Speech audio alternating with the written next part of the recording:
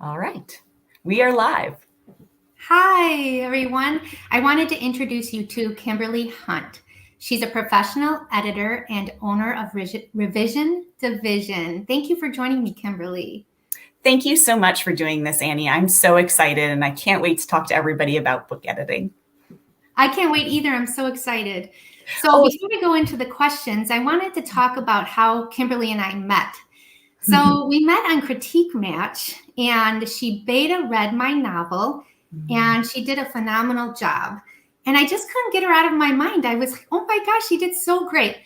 And then I started querying, and an agent asked me for my full manuscript, and she said, would you be willing to have it edited? And I said, oh, yeah, definitely. If you're telling me you want me edited, I'm going to do whatever it takes. So I contacted Kimberly again, and I decided to do her service of a manuscript evaluation. And she did excellent again. And I went back to that agent, and the agent signed me. So I am a firm believer in editing. So thank you, Kimberly. No, thank you for the kind words and the support. I cannot stress enough how much I enjoyed reading your novel and how it was not work for me. I don't know how many times I messaged you or emailed you and said, are you spying on me? Are you writing my life? So you're an excellent, talented author, and I'm happy to have been just a small part in your process. Oh, thank you. So if I could just let people joining know that they can ask their questions in the comments, and we'll probably save them for the end. We'll let Annie ask her questions first, and anything we don't get to, we can follow up if you provide emails, and that way we can make sure that we address all the questions and help as much as we can. Yes, thank you everybody for being here. I'm looking forward to your questions. So I'm going to just dive in with a few I have. So when I hired Kimberly, I did a manuscript evaluation, but there are different types of editing. And I would like if Kimberly could just go through and tell us what the different types are. Yes, definitely, because it's not, the industry is not standardized. So while there are professional organizations out there that try to help explain, what to expect, it's really important to be specific about what you want so that you are not disappointed in the end, and so that you are speaking the same language as the editor that you are considering working with. It's important to understand the different services. So if I could start with developmental editing and then work my way with all the way to closer in increasing proximity to publication. I'll also, with developmental editing, explain how that's, it's also working in increasing invasiveness, if I can explain it that way. So an author will have a complete first draft and maybe have some questions around character development or plot or structure. And so that's where a developmental editor can come in and help, especially also with pace and point of view. These are big elements that I consider global revisions. So you would be making changes throughout the manuscript. And that's why I called it a little more invasive. It's also more subjective as well. So it's called developmental editing, structural, content editing. There's all kinds of terms out there. And when you are vetting a professional, you'll want to speak their language, understand, what they are offering as far as a developmental edit or structural or content edit. And so when I am developmental editing, I am looking for those, identifying the problems and offering suggestions. And I do that through comments within the manuscript and a revision letter at the end to help tie together the examples and how to address those issues that I've found. But what you benefited from, Annie, I believe, is the manuscript evaluation, which is just a little bit less invasive as far as I'm not making any kinds of changes to your manuscript directly. It's more of that assessment and revision letter that says, these are the main areas that you'll want to address. And it's great for seasoned authors. I have a few clients that when they switch genres or when they feel like they have it down after working with me on a developmental edit, will switch to a manuscript evaluation because they need some of the issues pointed out, but they don't necessarily need to be told how how to fix them. Like once you've pointed out, hey, you've head hopped here, or it's really slow here, then the authors know how to fix it on their own. And so you can save money with a manuscript evaluation. And then jumping to from after that, once you feel like you have your story, the structure solid, then it's time to look at maybe line editing if you're worried about smoothing transitions and flow. Again, it's a little subjective. And then once you turn to copy editing, which is more at the like punctuation and usage and grammar and spelling, then that's a little more by the book. You're following a style guide or referring to a dictionary. And then at the end, it's not really editing. It used to be, it's proofreading is more of like a comparison between your the manuscript and the printed proof, and you're doing that final look before publication. But those in my mind are just a very simple, these are the stages of editing. And you'll want to be sure that when you're putting a call out there for, I need an editor, be specific. What do you need? I agree with that because not everybody's it's not a one size fits all, like you said. That's right. Not everybody's going to need, maybe not the developmental edit.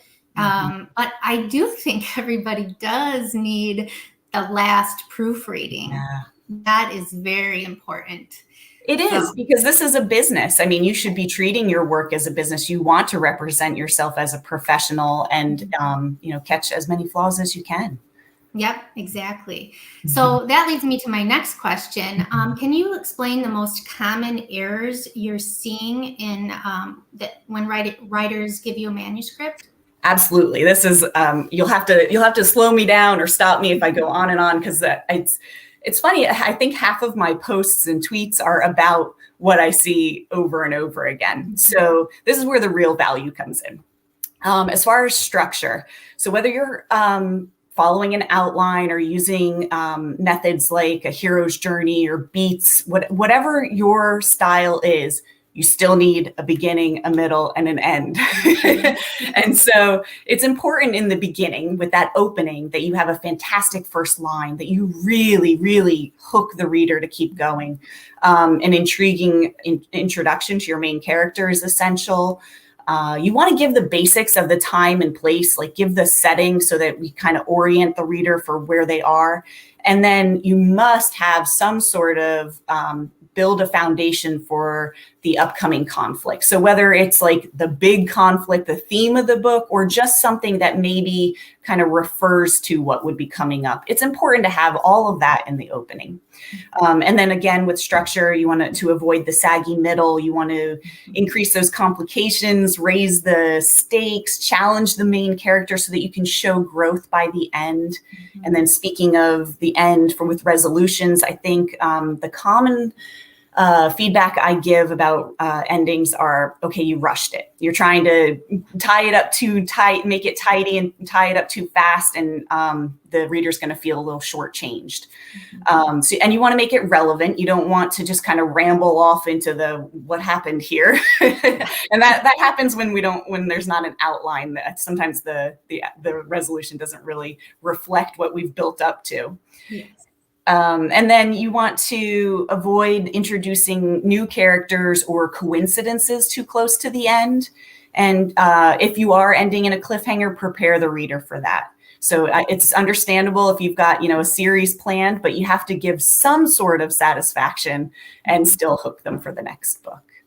Oh, that's great. I resonate with everything you just said. Were you in your head? Were you going check? Yeah. I was like, wait, did I do that? Because I just finished my editing my debut yesterday, so I'm excited, and I'm like, yes, did I do all that? Gosh, there's so much that goes into it. You don't really realize it. So many revisions. Yeah. So my next question is, at what point in the writing process do you think a writer should contact an editor? That's a great question. So when I would say depends on what type of editing you feel your book needs the most. So with developmental editing, I prefer that there's a completed first draft. So I do have some clients that I coach and help them get to that completed first draft. But I think in order to get the most value out of developmental editing, you need a completed first draft, preferably if you've put it in front of some friends and family, some beta readers in your target audience, or even better. That's, to make sure that you've got at least a complete picture to work with. And then once you feel that your revisions are solid, you've made the major changes, you're ready to move on, that's when I would say you want to connect with a copy editor. And it's important with the copy editing that you vet your potential editors that you may work with early, because I think most of the professionals, just speaking for myself, I book probably 6 to 8 weeks in advance. And so, sometimes authors shift projects around and I find myself with an opening and I can fill it with something immediate, but that's like, I feel like you're very lucky if you can unplanned snag an editor with very little notice. Mm-hmm. So I would say after your revisions are complete, or after your first draft is complete and you're working on the revisions, that's the time to be investigating, hey, who is the best fit for my book and for my personality, my style of expecting feedback. I do want to, could I jump back to the last one? I feel like I only gave structure tips and I totally want to give you some more. Okay. Other common feedback that I give about pace is, so don't start and end this every chapter the same way. I think I see it in maybe some newer writers, more aspiring authors that will start a chapter with a wake up and then tuck the character into bed at the end. And if that's necessary for one scene or one chapter, fine, but don't do that over and over again. For point of view, I think the most important thing is maintaining consistency. For plot, you want to do some foreshadowing. You want to make sure that it makes sense. Like it's called vouchers, where something might seem insignificant in the beginning, but then towards the end it becomes, oh, that was critical and ties together nicely. You want to make sure your conflict is substantial enough to sustain throughout. So I see that a lot in romance, where you're trying to be too nice and you don't want to wreck the love interest and the relationship, so you go too easy on them. And readers really want to feel like the characters have overcome the challenges and they have worked hard for that ending. And I guess the last bit of feedback that I'd skipped over was for characters.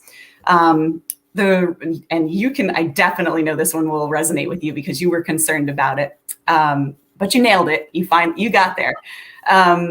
Readers will want to root for the main character, or at least one character. If you have, multiple points of view and they're all bad guys, it's going to be really hard for the reader to be invested and to care. So it's important to make sure that while you want flaws and for conflict and growth, you do want your character to have some sort of likability.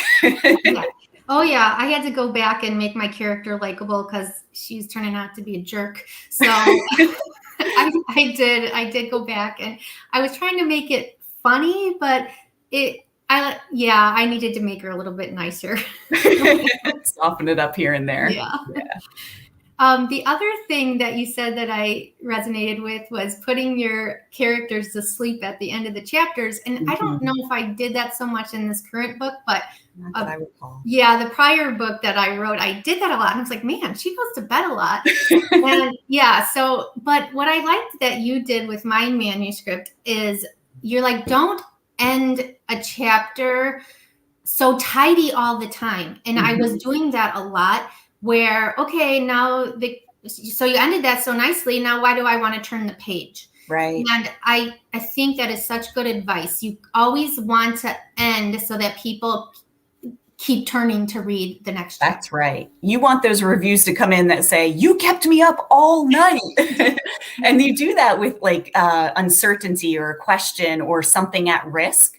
Yeah. So it's okay to resolve, within the scene, the major conflict, but you need to tempt them with what's coming next. Yeah. Yeah. Okay. Should we move on to the next question? Yes. Okay. Do you ask, let's see okay. What are some tips you can give writers so they catch errors before handing the manuscript off to you? Yes, excellent. So I am happy to share this because it helps me when I'm editing, and it also makes my job more pleasurable that I get a fairly clean manuscript to begin with. And you, as an author, can save money by doing some of these steps first. So most editors will charge by the hour, and so any cleanup that you can do on your own ahead of time is less hours that the editor is spending on things.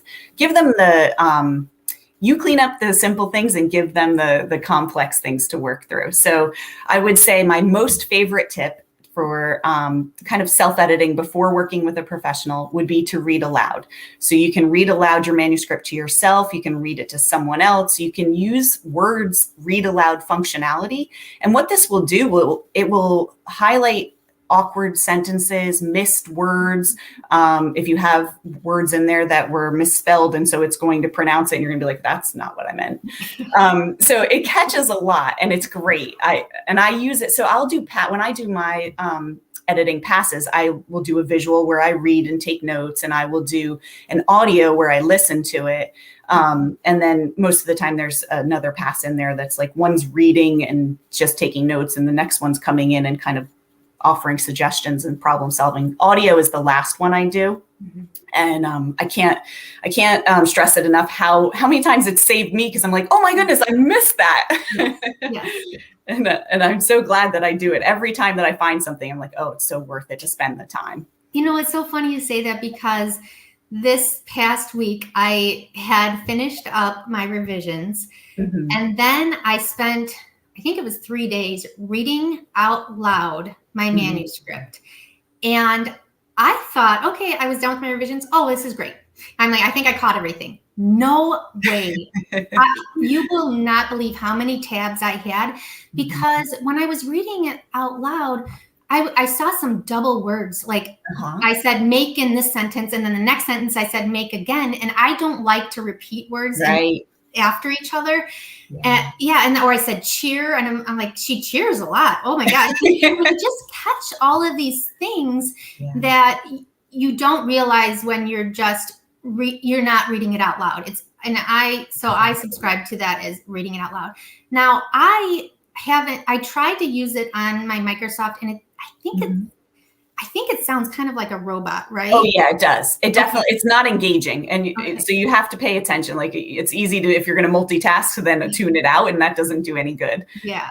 I vary the speed. So sometimes I'll let it go pretty fast, and sometimes I'll slow it down where I'm like really noodling on a section that is still rough. But I also think if you don't want to do the read aloud, you can do where you just change the format. So if you write and revise on the computer, print it out, and then read it to yourself and make your notes on paper, and come back and make the changes on the computer. And then there's also, if you want to just stick with revisions on the computer, change the font and the size, because it'll shuffle around where the words fall on the page and trick your brain into thinking, okay, I'm reading something new. Because humans are just, we are sophisticated enough like that to know what's supposed to be on the page after we've already read it so many times. And we'll fill in, or we'll just automatically correct and not see those double words or the repetition. So yeah, those are some great self-editing tips before working with a professional. Okay, great. Do you ask the writer to provide you with an outline or synopsis, or do you go in blindly and just start reading?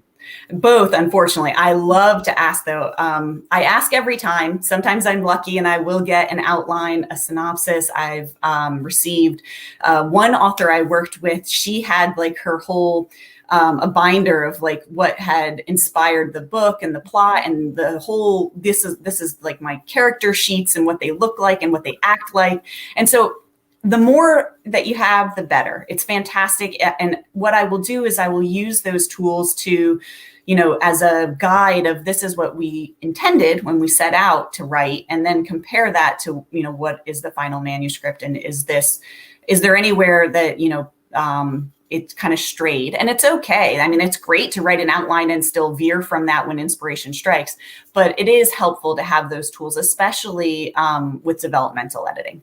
Now with copy editing, I will ask from authors and publishers for a style sheet. And this is just, it'll contain, you know, some of those, the characters and the places and the words, like the style choices as far as internal thoughts should be in italics, or are we using spaces around the M dash or not? And like, so all that nitty gritty stuff we'll put for consistency purposes in a style sheet. And if that's not provided, then I usually create one.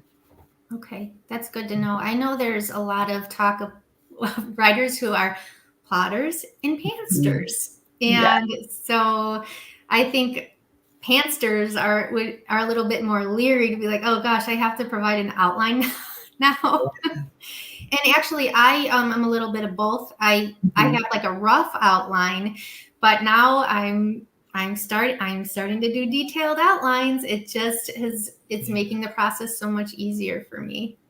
Yeah, it's so interesting to see and that's one of the things when I do author interviews, is one of the questions I love to ask is, okay, so how do you do this? You know, it's yes, what was your inspiration? And then how did you execute on it? Because it really is interesting how varied it can be. Mm-hmm.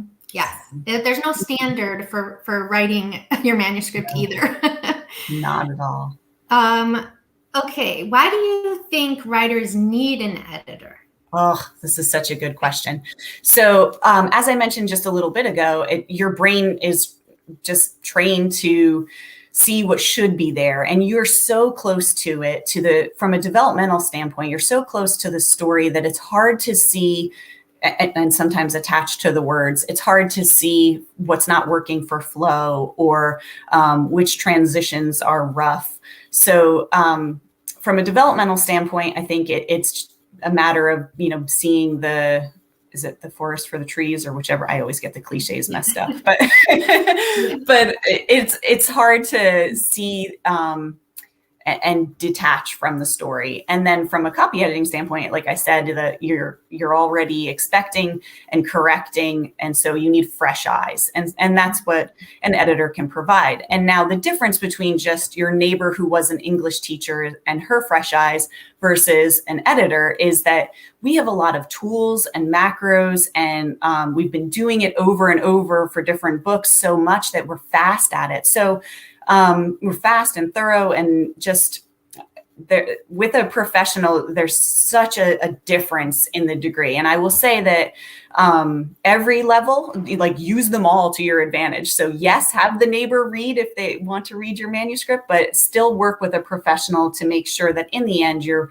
putting out a quality product. Yeah, that's really good advice. I agree with you. So what can a writer expect from an editor? Great question. So I can only speak for myself and what I provide, but I would hope that other editors are doing this as well. This is a business. And so my very first thing is professionalism. And that means diplomacy in the feedback. I offer constructive criticism and praise, because I think it's helpful to see what's working well, also to be like, oh, you really hooked me here, or this was a great mirror image from the start of the book to the end. Like it helps to show which tactics or writing devices you're implementing correctly so that you do it in future books. And so it's a mixture. It's praise and constructive criticism, and not just identifying the problems, but also offering the solutions. Affordability, naturally, I think there are the range is out there. Not everyone can afford multiple passes, like to work with a developmental editor and a copy editor and a proofreader. But I think if you are researching your editors and you're looking at, does this editor have ranges that fall within what the Editorial Freelancers Association, Editorial Freelancers of America suggests? If they were within the industry range, then you can at least have that first step to being assured that it's a professional you'll be working with, and they should be within that affordability based on your word count and the state of the manuscript. So what else to look for and what to expect? So definitely professionalism. I would say also some training, some experience. Look at, not just a professional website, but also the tone and the vibe of interactions. And if you get references from other authors who have used that editor, ask those questions about, how was it to work with them? Were they, how responsive were they to your questions and to getting feedback to you, and just, yeah. So what I liked about your editing style was you were very constructive, which is very important to me. And also because I really want to improve, but I also loved where you pointed out things that resonated with you, and like, oh, I laughed at this part, or, are you spying on me? Because it's very helpful to the writer to know how the reader is reacting as the editor is reading it, rather than just, I would change this comma, or I would switch this sentence around. It's very helpful to know that the writer is, okay, oh, she got engaged at this part. Well, maybe I need to put more of that type of engagement later on in the manuscript or whatever. So I really appreciated that. Yeah, it's very important to understand where it's working well also, so that you don't edit that out. So when you're making your revisions, you don't lose something that was so very engaging. Yeah. So, yeah. So I think that's all the questions I had. Do we have any questions? We do, lots of. So let's get to some of these readers here, some of these followers. So what's the first thing an author should do when beginning to edit a manuscript? This is awesome. So I don't know how many manuscripts I've received that have errors in them that spell check could have fixed, but I would suggest as a very first step is to please use spell check. I have done lots of beta reading too, where it's okay that there's inconsistencies. I kind of love, that's kind of like a puzzle to solve, is finding timeline or inconsistencies in character descriptions. That's fun, but it's very hard to get through a manuscript that has spelling errors that could have easily been avoided. It really takes away from the pleasure of. And I mean, that's why I edit it. I love to read. I love this job very much, but I certainly like it when it isn't a chore. Okay. All right. So we have what makes my editing service unique? That is a great question. I'll have to give that one some thought. Let me come back to that. When you're a best-selling author later, you're going to have a handsome English gentleman read your manuscript to you while you rise. I love it. Yes. Yes. I actually can't wait to read your book, Annie, to see when it's complete, and never mind hold it in my hand and be like, yes, but see what changes. Because I know that it's come such a long way. And I mean, I feel like it's never ending. There's always going to be, until it is in print, there's always going to be edits. You can always find something. I mean, and it's not like grammatical stuff, or structure. It's maybe the story changed a little bit here or there. So until it's in print, it's not finished. But way to persevere, because it really is, I know it's a long process, especially as for those that self-publish, maybe the process isn't quite as long, but it's still a lot longer than people expect. There are some that can write a story very fast, but are shocked at the publication process. Like, it's not that fast. It's not that simple. So it isn't. So another one here is, what sources do I recommend? So I love Merriam-Webster and the Chicago Manual Style. Now, these are perfect because I do primarily fiction editing. I do a little bit of, for some small publishers, like creative nonfiction, but for the most part, I stick with Chicago and I stick with Merriam-Webster. I also, like, kind of off the cuff, have recently adopted Kia Thomas's A Very Sweary Dictionary, because some of my books have swear words that don't appear in Merriam-Webster. So that's been helpful too. Well, yeah, you have to get those swear the words correctly spelled. That's right. And it matters whether something should be hyphenated or not. That's funny. All right. Okay, so back to that question about what makes my editing service unique. I would like to think that I am providing a very professional, fast, and thorough service. So whether that is with developmental or copy editing, I do some proofreading too, but that's not primarily what I focus on.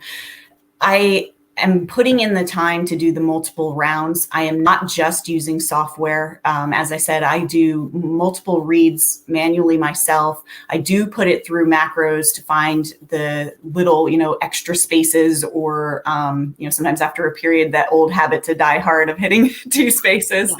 Yeah. But yeah, I will do, I would say thoroughness. So I care. I have got my book babies that I have worked on that I am very proud to display and show off and hand to friends and family and be like, hey, look what my little piece did to help this really awesome author get the job done and get the book out there. So I'd like to say it's the passion that I bring to it, but I'm sure that there are many others. It's a huge pool of people out there that feel the same way I do about words and books. So as long as you do your due diligence to find that right fit, you should be pretty good. Yeah, I'll have to second that about you are quick, but you're very thorough. And that's important because you don't want an editor who's quick and then they miss a whole slew of things. Yeah. So, and I think you have a deal going on right now. I do. Thanks for remembering. Yes. So I was too quick and I finished up. So I had my brother, this is a long story. My brother got married in April. And so I was worried about the workload that I had planned in May when I got back after taking a week off. But I didn't have anything to worry about because I think 2 of my May projects pushed into July. Mm-hmm. And so then I took on some other smaller projects, but I found myself in June with a hole, and I don't like sitting around with nothing to do. And so I did put a summer sale out there that is offering 25% off, which is huge. I mean, that's when you do a percentage like that, that's pretty big. Yeah. And then there are other ones out there that are specific to developmental editing or to copy editing. So reach out to, and let me let people know how to get a hold of me, but to take advantage of those. So some of the tips that I talked about today are at revisiondivision.com tips, because I didn't want to call it a blog. When I first started, I'm like, who am I to have a blog? But if you go to Revision Division and there's a contact form, by filling that out, we can start the process to look at what kind of editing you need, and we can apply those promos that I've got going on. I'd love to work with you. Oh, good. I don't think we have any more questions. No, I think we may have addressed them, but let's make sure people know how to get a hold of you as well, if that's okay. Yeah, sure. Yes. And awesome. This will be posted I will post it on my website too, so people can go back and watch if they want or listen to. So. Yeah, if there was anybody that saw our posts about the upcoming live Q&A and couldn't make it, the recording will be posted. Yeah. So, well, gosh, thank you so much. This was so fun. I think we have to do more of these. Yes, I definitely agree. I think someone was just tweeting about how they needed some marketing tips. And I said, that's not my area, but Annie knows. Well, we can put something together. Yeah. Awesome. Thank you so much. Thank you. Bye.